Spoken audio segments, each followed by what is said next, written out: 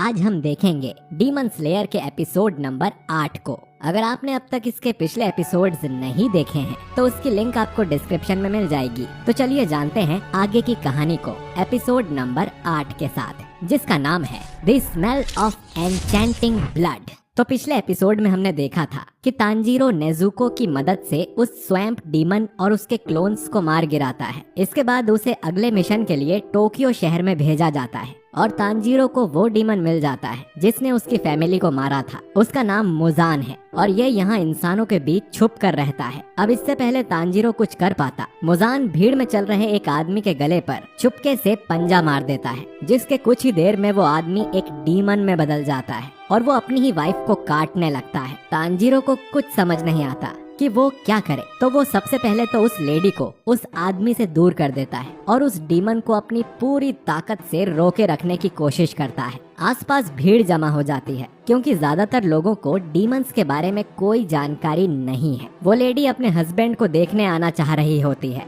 जिस पर तांजीरो उसे पहले अपना ध्यान रखने को कहता है और बोलता है कि अपने घाव को जितना हो सके उतनी जोर से दबा कर रखो। और कुछ लोग उस लेडी की मदद करने आते हैं। तांजीरो फिर आदमी के मुंह में एक कपड़ा डाल देता है। तांजीरो सोचता है कि इस आदमी ने अभी तक किसी की जान नहीं ली है तो ये ठीक हो सकता है। वहीं मुजान की बेटी और वाइफ ये सब देखकर डर जाते हैं। तो मुजान कहता है कि हमें यहाँ से चलना चाहिए, ये जगह सेफ नहीं है। तांजीरो फिर मुजान को देखने के लिए पलटता है और देखता है कि मुजान जा रहा है। तांजीरो समझ नहीं पाता कि वो मुजान का पीछा करे या इस डीमन को पकड़ कर रखे। अगर उसने इस डीमन को छोड़ दिया तो आसपास के कई सारे लोग मारे जाएंगे। तांजीरो उस आदमी को ऐसी हालत में खुला छोड़कर नहीं जा सकता था, तो वो वहीं से चिल्लाता है कि मुजान किबुत्सुजी, तुम दुनिया में कहीं भी चले जाओ, तुम मुझसे अब नहीं बच सकते हो। मुजान की वाइफ पूछती है कि ये आखिर कौन है और क्यों चिल्ला रहा है? पर मुजान कोई जवाब दिए बिना बस चलता जाता है।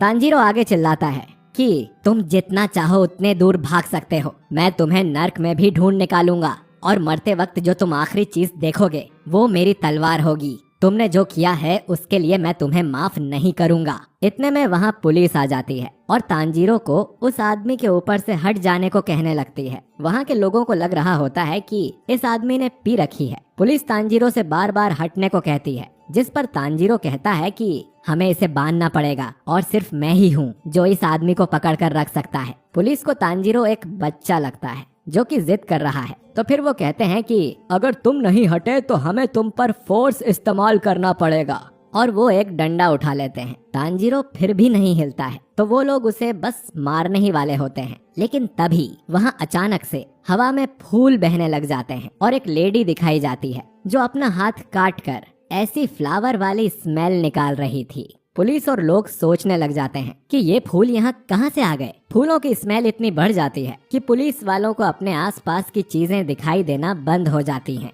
और तांजीरो को भी। उसे लगता है कि ये स्मेल एक खतरा है और जैसे जैसे वो लेडी पास आती है वो स्मेल बढ़ती जाती है। फिर वो तांजीरो के सामने आ जाती है। वो लेडी बहुत ही खूबसूरत होती है और कहती है कि ये आदमी डीमन बन गया है तो तुम इसे बचाने की कोशिश कर रहे हो ना। लेडी के साथ एक लड़का भी होता है। तांजीरो कहता है कि तुम्हारी ये स्मेल मैं पहचानता हूँ, जिस पर लेडी बताती है कि वो एक डीमन है, पर साथ ही साथ वो एक डॉक्टर भी है और इस आदमी की मदद करना चाहती है और उसे भी मुजान को खत्म करना है। दूसरी तरफ मुजान अपनी वाइफ और बेटी को घर भेज रहा होता है और कहता है कि मुझे काम है तो मैं बाद में आऊंगा, और उसकी बेटी और वाइफ वहां से चले जाते हैं। उन्हें भेजने के बाद मुजान एक पतली सी सुनसान गली में जाने लगता है।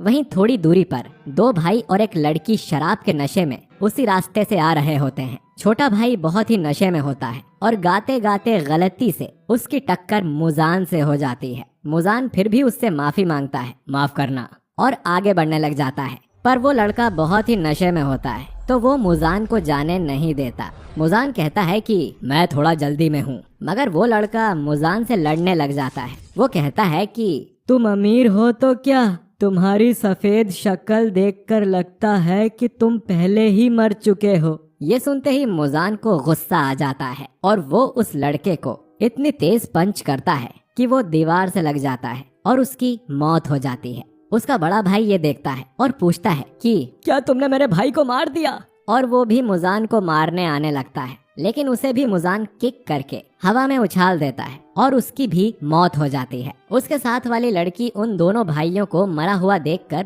बहुत ही डर जाती है। मुजान उसके पास आता है और पूछता है, क्या मेरा सफेद चेहरा तुम्हें कमजोर नजर आ रहा है? क्या मैं तुम्हें बीमार और नकली दिखाई दे रहा हूँ? और क्या ऐसा लगता है कि मैं मरने वाला हूँ? फिर मुजान उससे आगे कहता है कि मुझसे ज्यादा परफेक्ट इस दुनिया में कोई नहीं होगा।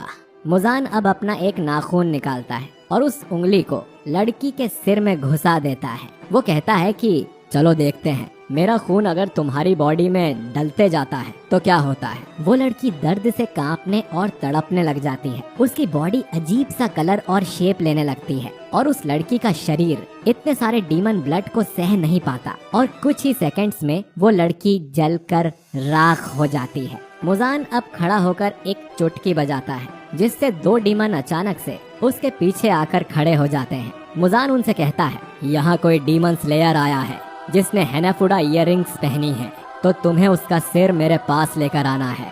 वो दोनों डीमंस वहाँ से चले जाते हैं और मुजान हनाफुडा इयररिंग्स का नाम लेकर थोड़ा सा डर कर एक सीन याद करता है जिसमें एक आदमी ने वैसी ही इयररिंग्स पहनी होती हैं और वो किसी पर तलवार रखकर खड़ा होता है। अब सिटी में सब सेटल हो चुका होता है और तांजीरो वापस उस नूडल्स की दुकान पर आता है जहाँ दुकान वाला तांजीरो पर बहुत चिल्ला रहा होता है, तुम इतनी अच्छी नूडल्स जमीन पर गिराकर भाग गए थे। तांजीरो उससे एक और प्लेट नूडल्स की मांगता है और प्रॉमिस करता है, इस बार मैं पूरा खाऊंगा। फिर वो आदमी नेजुको के पास आकर चिल्लाता है कि अगर तुम्हें नूडल्स खाने हैं तो अपने मुंह से तुम्हें ये चीज निकालनी पड़ेगी। तांजीरो इस बात से गुस्से में आ जाता है और नूडल्स वाले के पीछे खड़ा होकर कहता है कि तुम एक काम करो, मुझे 2 प्लेट नूडल्स दे दो, पर उसे कुछ मत कहो। और इतने ही गुस्से में वो दोनों प्लेट नूडल्स खा लेता है और कहता है, ये बहुत अच्छे थे।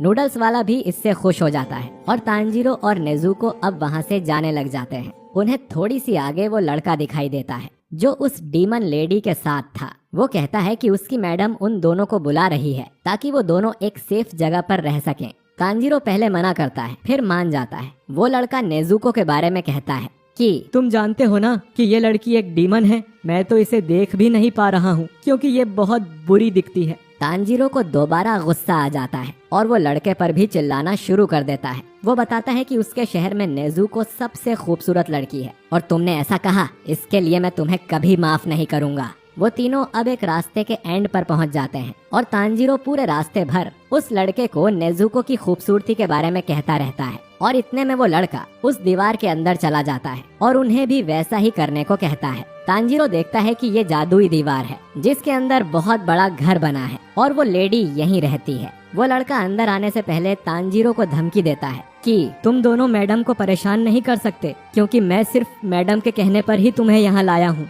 तीनों अब अंदर आते हैं जहाँ वो डीमन लेडी उस औरत का ट्रीटमेंट कर रही होती है। वो बताती है कि इस लड़की को ठीक होने में थोड़ा टाइम लगेगा मगर ये ठीक हो जाएगी, लेकिन इसके हस्बैंड को फिलहाल के लिए बेसमेंट में बंद करके रखना पड़ा है।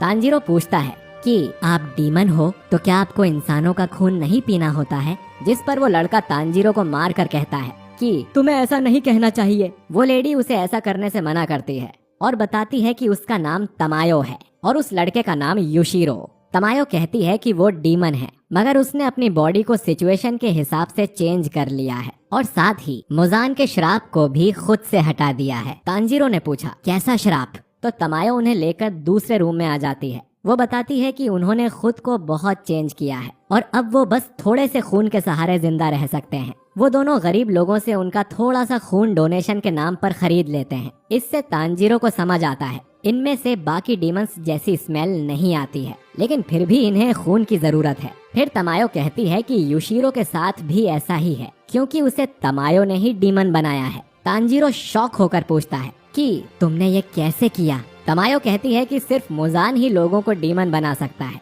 मगर फिर भी उसे 200 साल लगे और उसके बाद वो एक इंसान को डीमन बना पाई है। तांजीरो और शॉक हो जाता है और तमायो से उसकी उम्र पूछता है, जिस पर दोबारा योशिरो उसे मारता है और कहता है कि तुम्हें पता नहीं, किसी लेडी से उसकी उम्र नहीं पूछते। तमायो बताती है कि लोगों को डीमन बनाना उसका इरादा नहीं है और वो ऐसा तब करती है जब उस इंसान के बचने के चांसेस खत्म हो जाते हैं और वो उनसे पूछकर ही ऐसा करती है। तांजीरो को उनकी स्मेल पवित्र लगती है तो वो उन पर भरोसा कर लेता है। वो पूछता है, क्या आपको डीमंस को वापस इंसान बनाना आता है? बाहर वो दोनों डीमंस जिन्हें मुजान ने भेजा है तांजीरो का पता लगा रहे होते हैं। उनमें एक लड़का होता है जिसके हाथों में आंखें बनी होती हैं और एक लड़की जिसके पास बॉल होती है। इनके नाम एरो डीमन और टेमारी डीमन हैं। लड़के के हाथों की आंखें उसे वो रास्ता दिखाती है जो तांजीरो ने लिया हुआ है, और ये भी कि उसके साथ कितने लोग और क्या सामान था, और दोनों फिर उन्हें मारने की बात करते हैं। फिर तमायो कहती है कि हर बीमारी का इलाज होता है